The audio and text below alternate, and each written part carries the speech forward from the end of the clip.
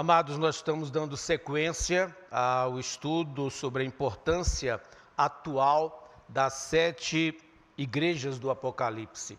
Como disse, nós estamos tomando por base o livro do pastor Guilherme Kerr, tudo sob controle e, consequentemente, ampliando a nossa ideia através de pesquisas, buscando compartilhar da melhor maneira esse estudo para os irmãos, para termos uma noção de como a igreja daquele primeiro século estava sendo projetada para a igreja de hoje. As circunstâncias lá ocorridas são as mesmas que nós estamos enfrentando também agora. O texto de hoje está baseado em Apocalipse capítulo 2, versículos de 12 a 17, que você vai acompanhar aí na tela. Apocalipse 2, de 12 a 17, assim nos diz a palavra do Senhor. Ao anjo da igreja em Pérgamo, escreve: estas coisas diz aquele que tem a espada afiada de 2 gumes. Conheço o lugar em que habitas, onde está o trono de Satanás, e que conservas o meu nome, e não negaste a minha fé. Ainda nos dias de Antipas, minha testemunha, meu fiel, o qual foi morto entre vós, onde Satanás habita. Tenho, todavia, contra ti algumas coisas, pois que tens aí os que sustentam a doutrina de Balaão, o qual ensinava a Balaque a armar ciladas diante dos filhos de Israel, para comerem coisas sacrificadas aos ídolos e praticarem a prostituição. Outro sim também, tu tens os que, da mesma forma, sustentam a doutrina dos nicolaítas. Portanto, arrepende-te, e se não, venho a ti sem demora, e contra eles pelejarei com a espada da minha boca. Quem tem ouvidos, ouça o que o Espírito diz às igrejas. Ao vencedor, dar-lhe-ei do maná escondido, bem como lhe darei uma pedrinha branca, e sobre esta pedrinha escrita um nome novo, o qual ninguém conhece, exceto aquele que o recebe. Senhor, aplica a tua palavra aos nossos corações agora, quando estaremos refletindo sobre esses ensinamentos, que sejamos submissos à tua vontade e ungidos pelo Senhor. Para a glória tua, em nome de Jesus. Amém.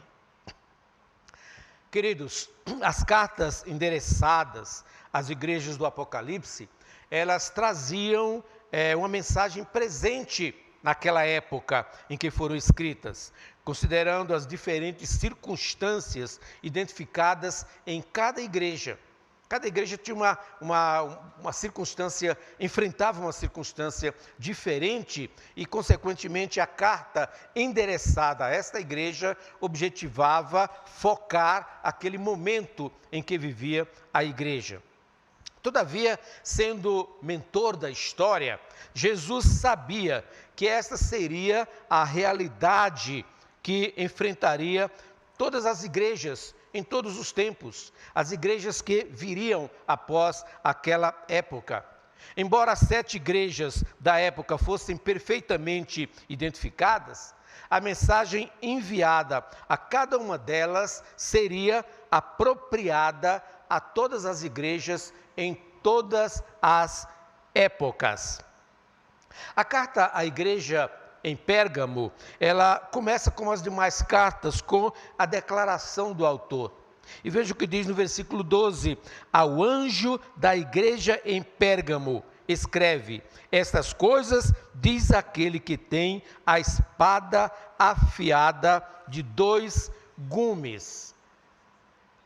A igreja em Pérgamo estava vivendo uma crise existencial. Por que isso? Porque estava vivendo em meio a pressões religiosas, estava sendo tentada a fazer concessões e, de certa forma, a se aliar ao mundo. Não é diferente de nós hoje, mas havia essa circunstância ali. O que pode simbolizar esta mensagem do anjo que fala, essa espada de dois gumes, é a proteção aos cristãos em meio a essa circunstância em que vivia. Mas também a espada de dois gumes está se relacionando ao poder de julgamento do Senhor Jesus, de julgar os atos da igreja que estava abrindo concessões e também contemplando o erro no seu seio. Uma igreja que faz concessões, ela precisa saber, ela precisa ter consciência de que Jesus maneja uma espada. E como sabemos pela linguagem do apóstolo Paulo, também escrevendo aos Efésios, que essa espada é a palavra de Deus. E Jesus tem na mão essa palavra para confortar aqueles que estão em necessidade, mas também para julgar aqueles que estão agindo de forma contrária à vontade e à palavra do Senhor. Para nós entendermos melhor o aspecto circunstancial da igreja em Pérgamo, nós precisamos conhecer algumas características da cidade de Pérgamo. Veja bem, Pérgamo estava situada a cerca de 70 quilômetros ao norte de Esmirna. Era a principal cidade daquela província. Pérgamo, a principal cidade. Era o quartel-general do imperador, do culto ao imperador. Era o centro da adoração ao imperador. Mesmo Esmirna, como vimos, tendo edificado primeiramente o templo ao adorador, mas o foco maior, o apoio maior ao imperador estava ali em Pérgamo. Em Pérgamo foi construído um templo, observe bem, ao divino Augusto e à deusa Roma. Não era endeusado apenas o imperador, mas era endeusada a cidade de Roma. Tanto Roma quanto os seus imperadores eram deuses que mereciam a adoração daquele povo. E com isto, Pérgamo veio se tornar a capital da província romana na Ásia. Ali também em Pérgamo estava a chamada concília. O que era isto? Era o órgão que se encarregava dos assuntos da religião do Estado e também se encarregava das ofertas e incenso diante da imagem do imperador. Era o órgão que coordenava isso, que observava de longe quem estava obedecendo ou quem estava rejeitando o decreto imperial de que todos tinham que se dobrar diante do César é Senhor, diante do imperador. Pérgamo também possuía uma das melhores bibliotecas da época. Era conhecida pela sua devoção aos livros também. Pérgamo só perdia para Alexandria, a biblioteca de Alexandria no Egito, que era a maior da época. A segunda viria a ser a de Pérgamo. Foi em Pérgamo também que surgiu a questão do pergaminho. Coros tratados para servir como papel para escrita. Pergaminho, Pérgamo tem a ver, surgido ali também em Pérgamo. Essa cidade foi identificada por Jesus como o trono de Satanás. O trono de Satanás. Olha o que diz o texto bíblico aí na primeira parte, logo no início do versículo 13. Conheço o lugar em que habitas, onde está o trono de Satanás. Queridos, uma expressão fortíssima. Era uma cidade cosmopolita, uma cidade grande, uma cidade em que havia muita gente e havia muito pecado, havia muita devassidão, havia muita prostituição, havia muito erro. E agora Jesus diz que é o trono de Satanás. Rei Samaris, no seu livro Mensagem do Apocalipse, chama de o quartel-general do inferno. Quartel-general do inferno. Como nas demais cartas, Jesus conhece a igreja. Ele diz nessa primeira parte: conheço o lugar em que habitas. Jesus sabe onde está a sua igreja. Jesus tem um profundo conhecimento de suas igrejas, onde quer que elas se encontrem. Jesus conhece cada uma delas. Ele conhece as obras do seu povo, como ele diz à igreja em Éfeso: conheço as tuas obras. Ele conhece as tribulações, como diz a Esmirna: conheço as tuas tribulações. Ele conhece o lugar em que está, como diz a Pérgamo: conheço o lugar em que estás. Jesus conhece a sua igreja, conhece as suas obras, conhece as suas tribulações, conhece o lugar em que ela está. Jesus conhece a primeira igreja batista em São Sebastião. Jesus conhece a igreja onde quer que ela se encontre, no Brasil, no mundo, em qualquer parte desse planeta. Jesus está presente, Jesus está conhecendo. Pérgamo era uma cidade por demais idólatra. O trono de Satanás. Satanás ali tinha uma grande base de poder. Seus governantes das trevas eram uma força difícil de se combater e uma força difícil de resistir. Queridos, nós estamos passando por momentos difíceis, complicados, em que os poderes das trevas tentam a todo custo invadir a igreja do Senhor, impedir a igreja do Senhor. Não se iludam. O bloqueio, o fique em casa, essa história de fecha as portas, não tem aglomeração, isso foi muito bem planejado e sobretudo para bloquear as ações da igreja. Portanto, se você está correndo risco, você realmente está do grupo de risco e está preocupado com isso, fique em casa. Mas se você não tema. Volte para a casa do Senhor. Vamos adorar ao Senhor na sua casa, porque o que o inimigo está querendo é que nos afastemos da casa do Senhor, que nos afastemos da presença do Senhor. Você pode dizer: pastor, na minha casa eu também estou na presença do Senhor, estou cultuando a Deus, estou acompanhando as lives, estou acompanhando pelo YouTube a transmissão, mas você não está junto com o povo de Deus, na casa de Deus. E o que o diabo está querendo hoje é afastar o povo de Deus da sua presença, acomodar o povo. Jesus diz que por aumentar a iniquidade, o amor de muitos esfriariam. E haveria o momento em que ele diria: por acaso achará o Senhor fé na terra?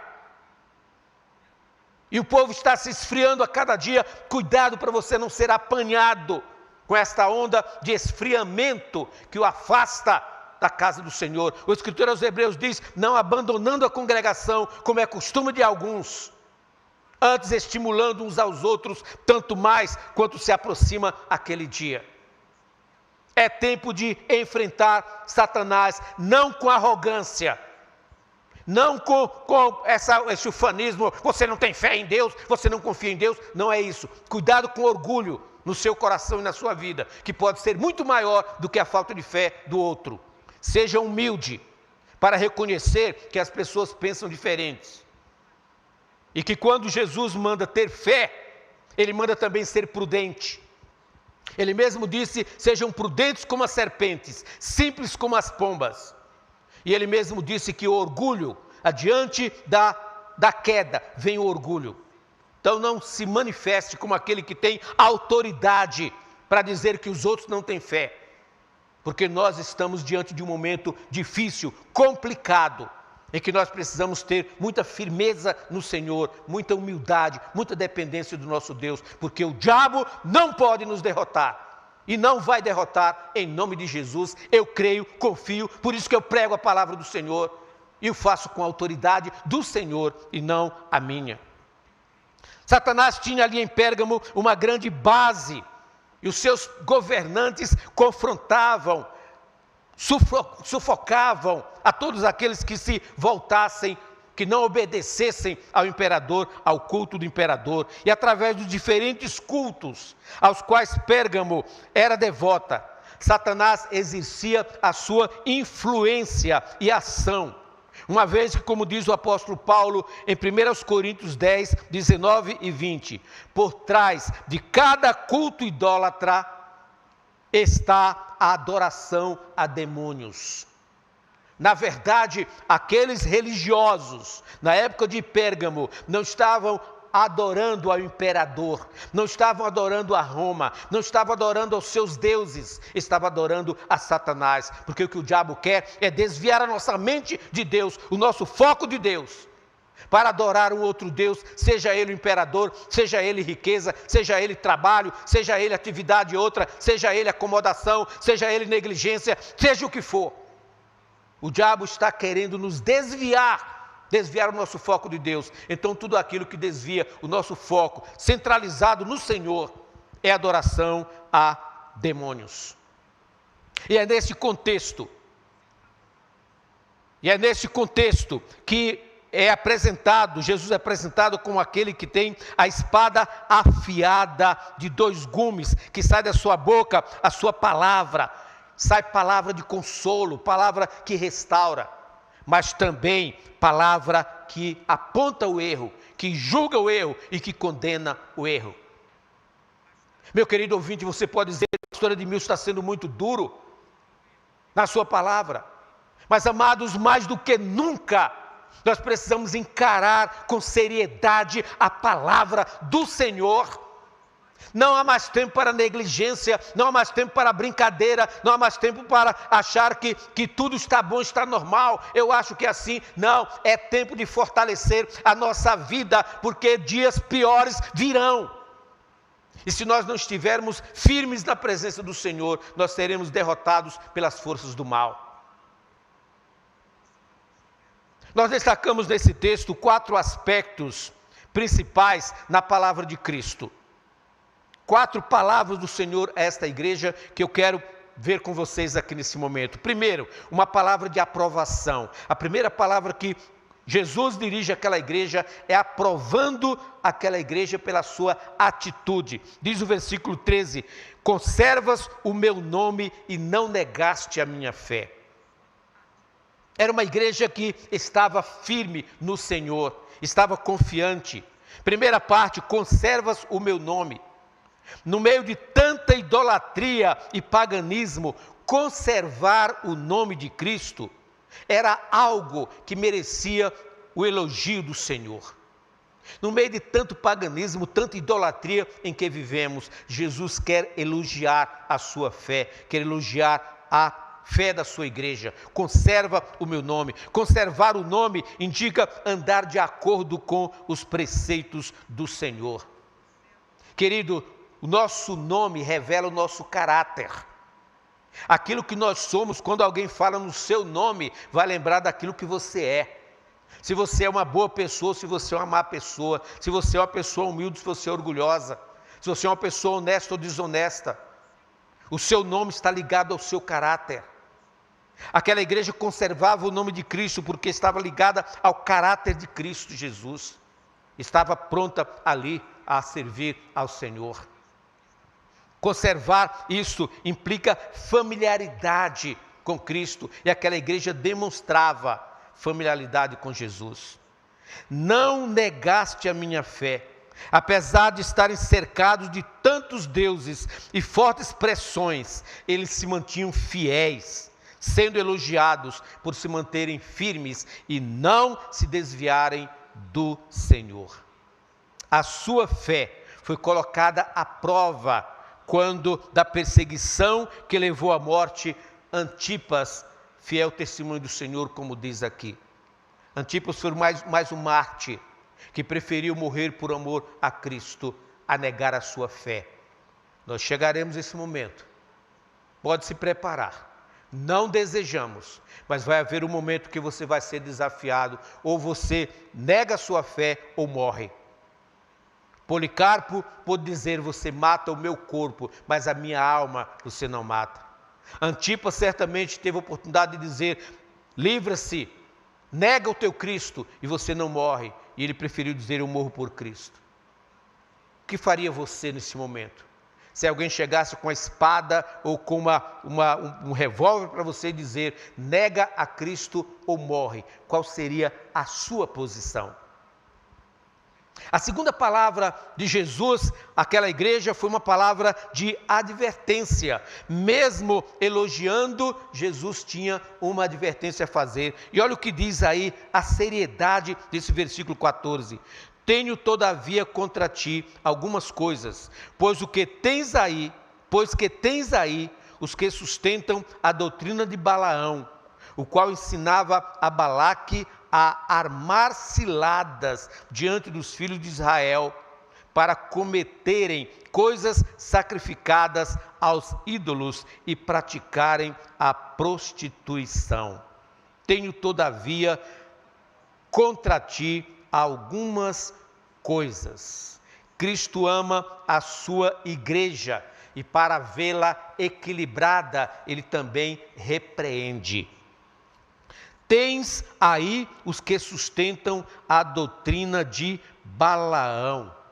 Apesar de manter firme o testemunho contra as forças satânicas, denominadas trono de Satanás, a igreja estava sendo tolerante com alguns que se diziam irmãos, mas faziam parte da igreja, mas seguiam a doutrina de Satanás.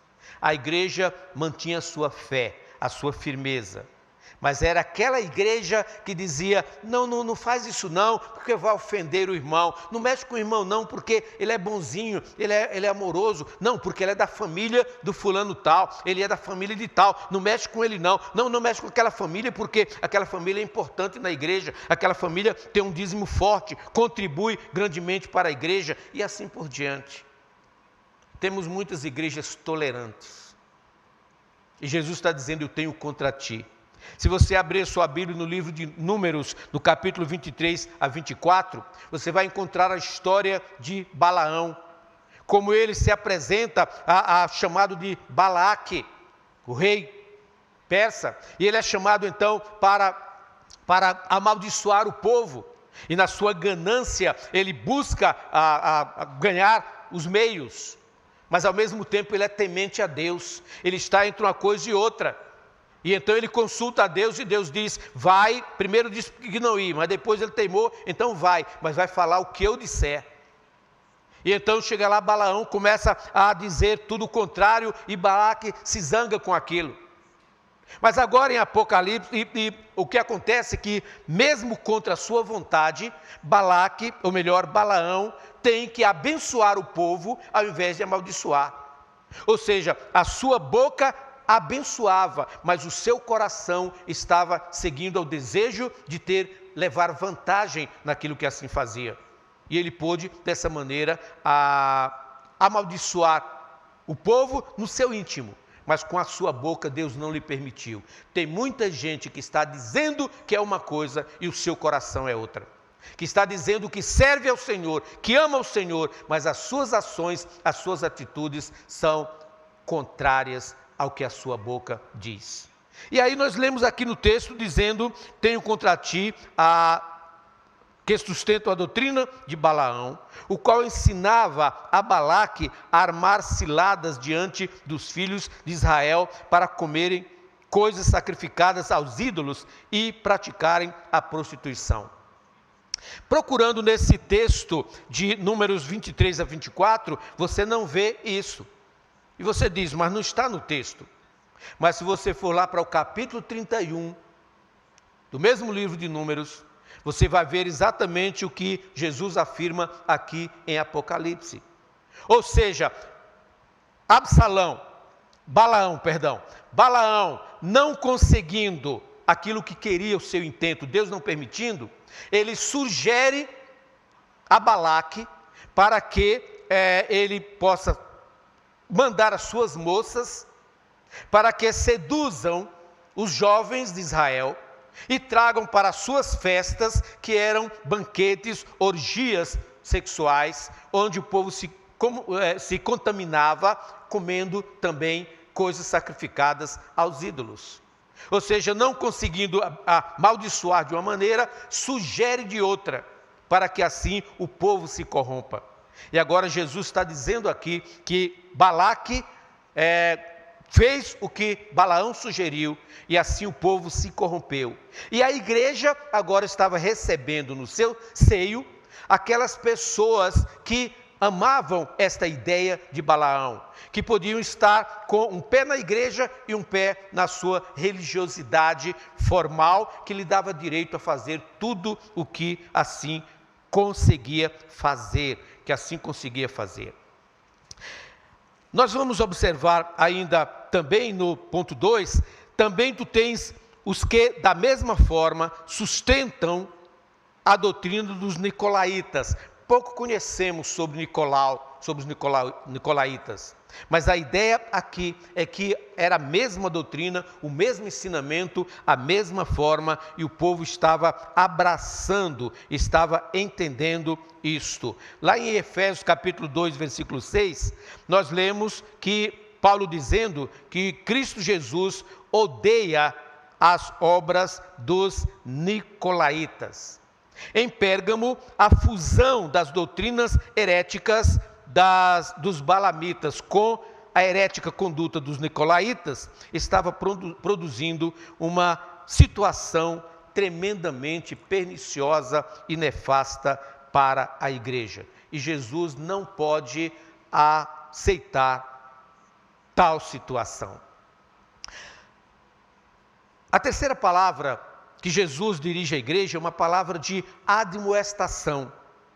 Portanto, arrepende-te, e se não, venho a ti sem demora, e contra eles pelejarei com a espada da minha boca. Portanto, arrepende-te enquanto podes.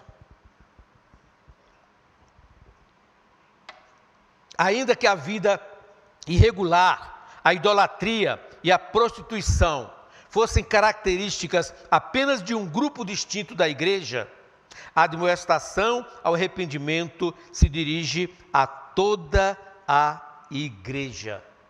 Queridos, nós podemos entender uma coisa: quando nós falamos que a igreja está em pecado, não se está dizendo que a totalidade da igreja está em pecado. Mas aquele grupo ou aquela pessoa, aquele membro que está em pecado, afeta o corpo como igreja. Por isso que essa palavra de advertência não é contra aquele grupo, é contra a igreja. E manda a igreja que se arrependa. Por quê? Porque a igreja está sendo cúmplice do pecado daquele grupo. Lembra da situação da igreja de Corinto? Quando Paulo diz ali que alguém estava vivendo com a sua madrasta e a igreja não estava tendo qualquer preocupação, e que Paulo manda extirpar do seio da igreja aquele insensato. Da mesma forma, agora temos na igreja em Pérgamo um grupo que está aderindo à doutrina de Balaão e que está disseminando isso na igreja. E a igreja, mesmo recebendo o elogio do Senhor, ela está complacente com a situação. Então a igreja precisa se arrepender da sua complacência, da sua conivência com o pecado. Queridos, quando o corpo de Cristo, a igreja, contempla o pecado, é anuente ao pecado, é complacente com o pecado, a palavra do Senhor vem contra a igreja, a advertência vem contra a igreja, e o julgamento do Senhor vem contra a igreja. Então precisamos ter atenção para isto. Você, meu irmão querido, minha irmã querida, que está em pecado, que está fazendo algo que não agrada a Deus, que você sabe que é contra a santidade espiritual, tenha cuidado, porque a mão do Senhor vem contra você, seja qual momento for. Arrepende-te, senão venho a ti sem demora. Ou seja, os membros são coparticipantes e Jesus vem à igreja. A espada é a palavra que salva e cura. mas é também a palavra que fere e julga. Veja o que nós lemos em João capítulo 12, 47 e 48. Se alguém ouvir as minhas palavras e não as guardar, eu não o julgo, porque eu não vim para julgar o mundo, e sim para salvá-lo. Quem me rejeita e não recebe as minhas palavras, tem quem o julgue. A própria palavra que tenho proferido, esta o julgará no último dia. Querido, isso é tremendo. Preste atenção, Jesus não veio para julgar, Ele veio para salvar.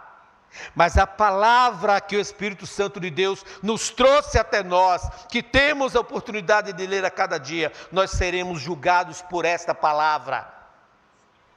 É ela que dirá o nosso comportamento, a nossa atitude, a nossa ação. É esta palavra que vai dizer se nós tememos a Deus ou não, se nós somos verdadeiramente salvos, transformados, lavados pelo sangue de Jesus. É esta palavra que nos julga no presente e nos julgará no futuro. Ame, obedeça, honra a palavra do Senhor. Esta punição que aguarda os balamitas, os nicolaítas, que se desviam dos caminhos do Senhor. Esta palavra que aguarda os infiéis, aqueles que negaram a fé em Jesus. A última palavra dada foi uma promessa encorajadora.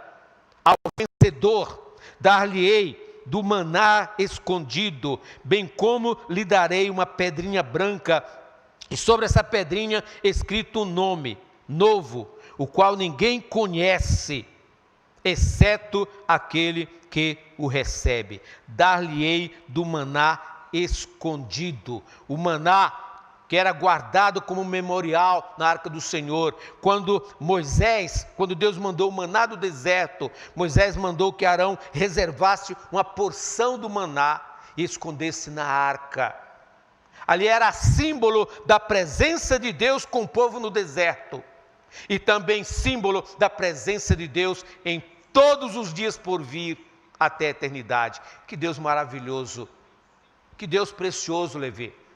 Deus precioso, Alice, como é que lá no deserto, lá naquela situação, Moisés é tocado por Deus para dizer, guarda isso como memorial, porque isso simboliza o alimento do meu povo ao longo dos séculos até a eternidade. E agora o anjo diz que ao vencedor vai dar a comer do maná do deserto, do alimento espiritual, da presença viva do Senhor. Glórias ao Senhor por isso. Louvado seja o nosso Deus. Uma pedrinha branca com o nome. Pérgamo era também, comerciava pedras preciosas. E aqui o símbolo da pedrinha, porque ela era dada aos convidados como admissão a festas importantes. Era um símbolo quando o convidado adentrava a festa, recebia uma pedra branca como símbolo de ser bem-vindo àquela festa. Esta pedra também era dada ao homem que sofrera um processo e fora agora absorvido. Era símbolo de que aquela pessoa poderia se apresentar em outro lugar, porque ali estava o seu nome e absorvido também. Era concedida ao escravo que era liberto e agora se apresentava e dizia, eu sou livre, aqui está a prova. Conta a história que é assim, não está na Bíblia, é a história que conta esse fato. E alguns ainda supõem também que simbolizava ações sacerdotais. O certo é que Jesus usa a figura de algo que era prático usado na cidade. E diz, vocês vão receber uma pedra muito mais preciosa. É uma pedra especial, onde vai estar escrito um novo nome, onde vai ser lhe dado um nome novo, diferente. E aí você diz, será que eu vou reconhecer meu irmão, minha irmã? Isso não me preocupa, porque eu lá não vou ser chamado Edmilson, eu vou ter um nome diferente. O nome que será escrito nessa pedrinha, eu não vou receber essa pedra literal, é um símbolo de um novo nome que eu terei na presença do Senhor. Louvado seja o meu Deus, o seu Deus, o Senhor nosso. Amados, a igreja de Pérgamo A mensagem à igreja em Pérgamo tem muito a nos ensinar hoje. Eu poderia passar amanhã e o resto da tarde falando e destrinchando lições que não chegaríamos lá.